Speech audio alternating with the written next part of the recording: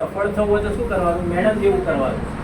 તમે વિચારો લાઈફમાં સફળ સક્સેસફુલ થવું હોય તો આ શું રાખવાનું?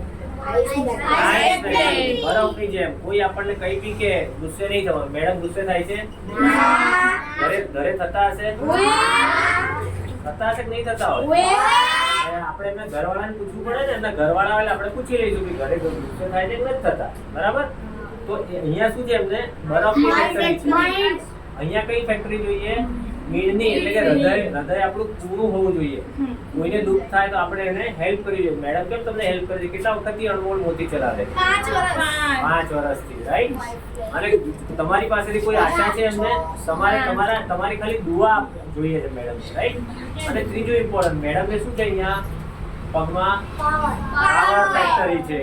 અને પગમાં એમને તમને દેખાતા નથી પણ એમણે સ્કેટ્સ લગાવ્યા છે. સ્કેટ્સ બધે દોડ કરે છે કાયમ. તમે ક્યારે એક જગ્યાએ જોયા? બધે ક્યાંક ને ક્યાંક ફરતા જ હોય છે. બીજું વિચારો, એટલે ગરમી, ઠંડી, તડકો કોઈ જાતની તકલીફ નથી. એ ઉપરાંત બસમાં જાય, રિક્ષામાં જાય, ગાડીમાં જાય, ટુ વ્હીલર પર જાય, પણ એમને સમાન એમને ગણતરી હોય છે. અને જો પહેલેથી આવા ને આવા દેખાય છે, હસતા દેખાય છે.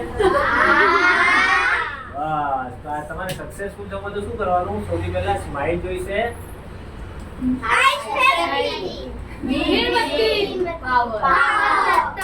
Right?